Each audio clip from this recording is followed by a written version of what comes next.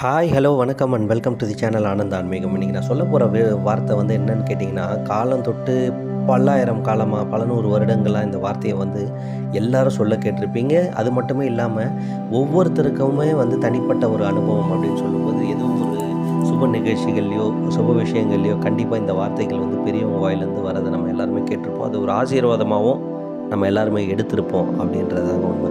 அதாவது 16ம் பெற்று பெருவாழ்வு வாழ்க அப்படின்ற ஒரு வார்த்தையை வந்து ஆசீர்வாதம் பண்ணும்போது வீட்டில் வந்து மூத்தவங்க, பெரியவங்க, வயதானவங்க வந்து மூவ் பண்ணவங்க கண்டிப்பாக சொல்கிறத நம்ம கேட்டிருப்போம். ஒவ்வொரு கல்யாண வீட்லேயும் மங்களகரமான இடத்துலையும் வந்து ஒவ்வொருத்தரை வாழ்த்தும் போதே பார்த்துக்கிட்டிங்கன்னா பெரியவங்க சொல்கிற வார்த்தை 16ம் பெற்று பெருவாழ்வு வாழ்க அப்படின்வாங்க.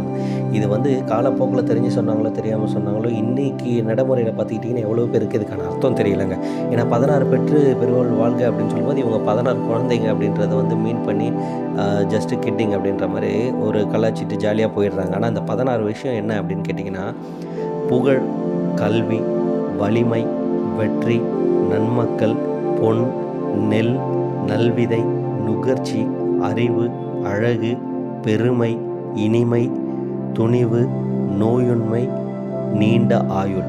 இந்த 16 விஷயங்கள் வந்து ஒரு மனிதனுக்கு கிடைச்சிது அப்படின்னா, இந்த உலகத்திலே, இந்த பிரபஞ்சத்திலே அவனை விட குடுத்து வச்ச ஒரு ஆள் யாருமே இல்ல அப்படின்றது தான் வந்து இங்கே சொல்லப்படுற ஒரு விஷயங்க. இந்த 16 செல்வமும் ஒரு மனிதனுக்கு கிடைக்கணும் அப்படின்றது தான் பெரியவங்க வந்து ஆசீர்வாதம் பண்ணும்போது இந்த வார்த்தையை வந்து குறிப்பிட்டு சொல்கிறாங்க.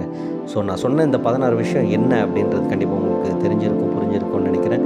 ப்ளீஸ் இது வரைக்கும் நம்ம சேனலை சப்ஸ்கிரைப் பண்ணாதவங்க இம்மீடியட்டாக சப்ஸ்கிரைப் பண்ணுங்கள். தேங்க்யூ. நன்றி, நன்றி, நன்றி.